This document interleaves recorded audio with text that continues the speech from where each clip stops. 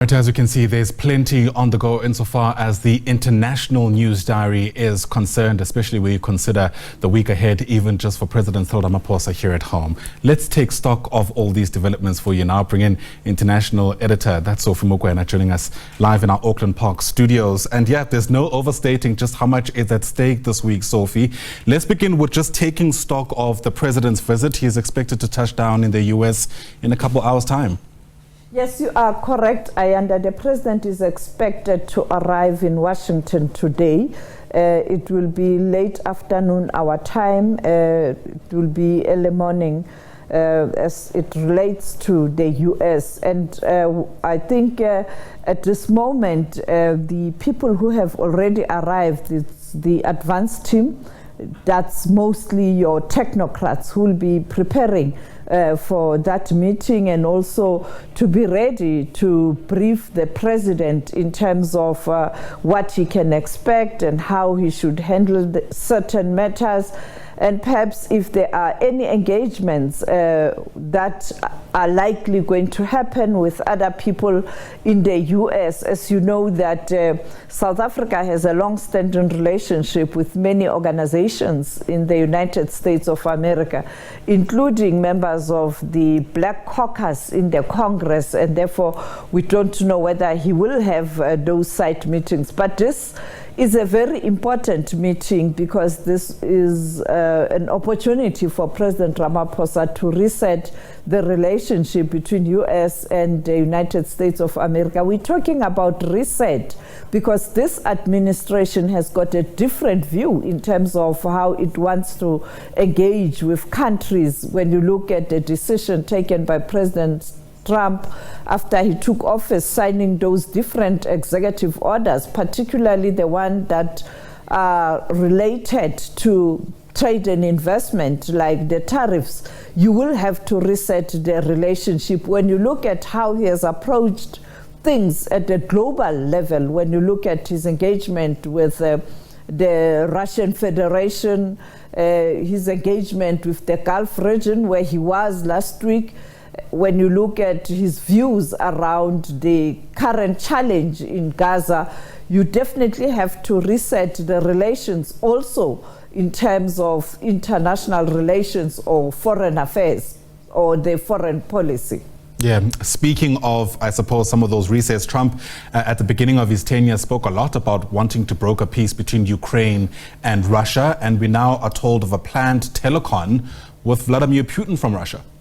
This morning, I think American time, that will be late afternoon our time, and also in Moscow, as Moscow is an hour ahead of us, they will engage in that discussion. And President Trump is trying to push to ensure that very soon we see an agreement between Ukraine and Russia in relation to ceasefire, and also to find a way to ensure that you end that war in Ukraine. And therefore, people will be waiting, international reporters will be waiting to see what will be the outcome of that telephone conversation with President Putin. But President Putin is clear in terms of what he wants. People were expecting, and many were expecting, that he will meet the president of Ukraine, Zelensky, in Turkey, but that didn't happen. And therefore, I can see this telephone conversation leading to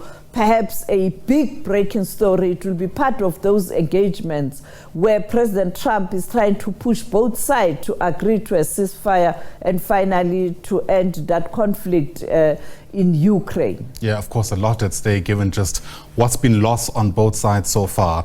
There's plenty of developments connected to the US. I mean, many people early today waking up to that statement from Joe Biden's office, a diagnosis of an aggressive form of prostate cancer, we're told. Not the greatest news for an 82-year-old. Yes, indeed, that's the top story. Much as the South African delegation will be arriving in Washington today, I think one of the big stories will be the issue of former President Joe Biden, with breaking news last night. And we saw President Trump wishing him well and also many other leaders in America closing ranks and just wishing the former president well. But you know that the former US president has experienced lots of challenges, losing his first wife, losing his son to cancer, and having health challenges at some point in time before he became the president, and being able to navigate all those challenges, and now in his twilight years after retirement, having to deal with this challenge of cancer.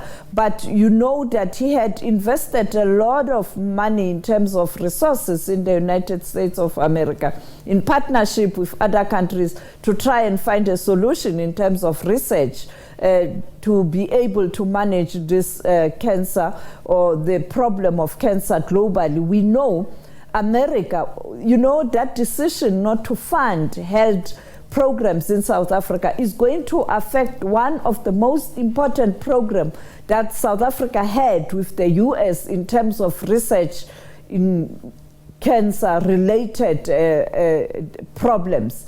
And therefore, because now Trump has taken that money, those research are going to be affected, and the research was quite important, and he took that conscious decision to support the research in relation to cancer, because he knew firsthand after losing his son that it is important for the world to find a solution to this problem of cancer. And we can see the cases on the continent are going up. It's not a disease of the West anymore or the rich anymore. Many people are affected, and that is why he had agreed to fund some programs where institutions of high learning in South Africa and science institutes in South Africa, and also companies such as Aspen that are working on research and cancer. And Trump, with that executive order holding funding to countries through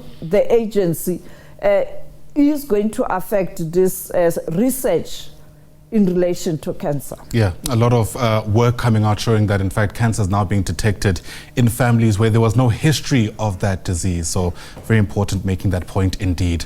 While closer to home, we know that May is Africa Month, and the Thabo Mbeki Foundation, I know, will be adding its voice to some of those reflections.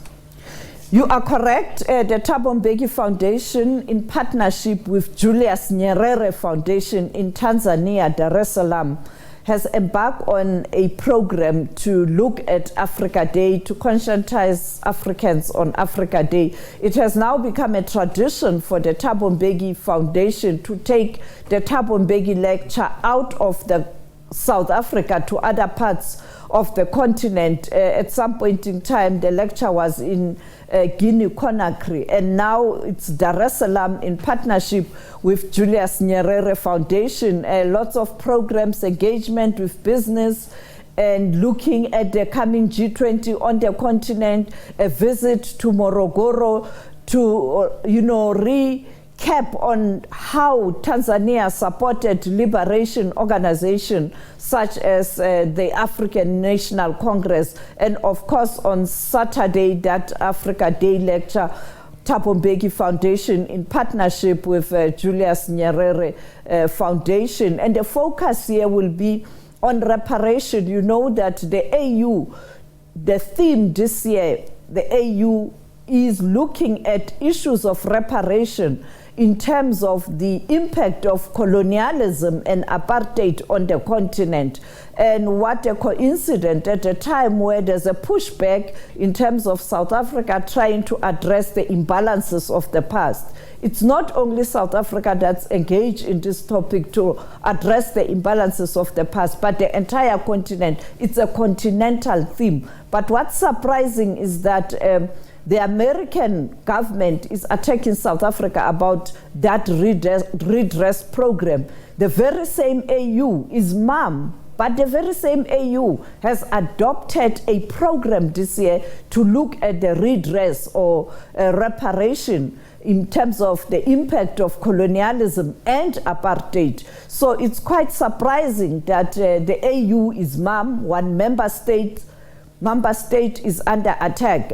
But it's no surprise, the AEU is a toothless body right now. Yeah, a long-standing criticism, by the way. It'll be interesting to place the lecture in context, because by then the president would have wrapped up his visit to the US. So time will tell how things will unfold. Sophie Mokoena, always a pleasure. Thanks as always for popping by to help us take stock of these big international news stories worth your attention in the week ahead. Sophie Mokoena, of course, our international news editor here at the SABC.